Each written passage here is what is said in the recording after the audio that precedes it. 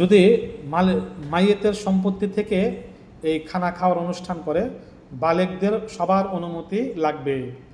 কেউ যদি দুনিয়াবী উদ্দেশ্যে কোরআন শরীফ পড়ায়, যেমন ব্যবসা বাণিজ্য, উন্নতি, রোগ ব্যাধি থেকে মুক্তি লাভ ইত্যাদি, তাহলে সেক্ষেত্রে বিনিময় দেওয়া নেওয়া উভয়টাই জায়েজ।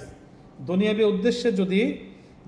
উদ্দেশ্যে যদি কোরআন পড়ায়, দোয়া কালাম পড়ায়, এতে কোনো সমস্যা নাই, কোনো অসুবিধা নাই, হাদিয়া নেওয়া যাবে। কিন্তু মৃত ব্যক্তির জন্য এই কোরআন পড়ায়া হাদিয়া নেওয়া বা করা, এগুলো জায়েজ নাই, এটা মোটেও উচিত না। মাইকের সবিনা পড়ানো, মাইকের সবিনা বা খতম পড়ানো সব রেস্তান একটি বদরুসুম, এটা মোটেও উচিত না। শরীয়তের দৃষ্টিতে মধ্যে অনেকগুলো হারাম কাজ পাওয়া যায়। সারা রাত মানুষের ঘুমের ব্যাঘাত ঘটে, মহা সমস্যা হয়, অসুস্থ ব্যক্তিদের অসুস্থতা বেড়ে যায়, যারা জিকির আজকার তাহাজ্জুদের নামাজ আদায় করে তাদের ইবাদত বন্দেগীর অনেক ক্ষতি হয়।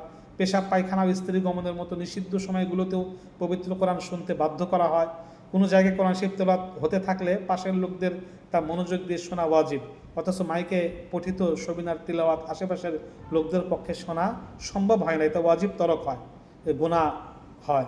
অনেক দানবীর বিত্তবান ব্যক্তি মারা গেলে আশেপাশের মাদ্রাসা হেফজখানা থেকে ছাত্র এনে বাড়ি ঘরে কোরআন খতম করানো হয়।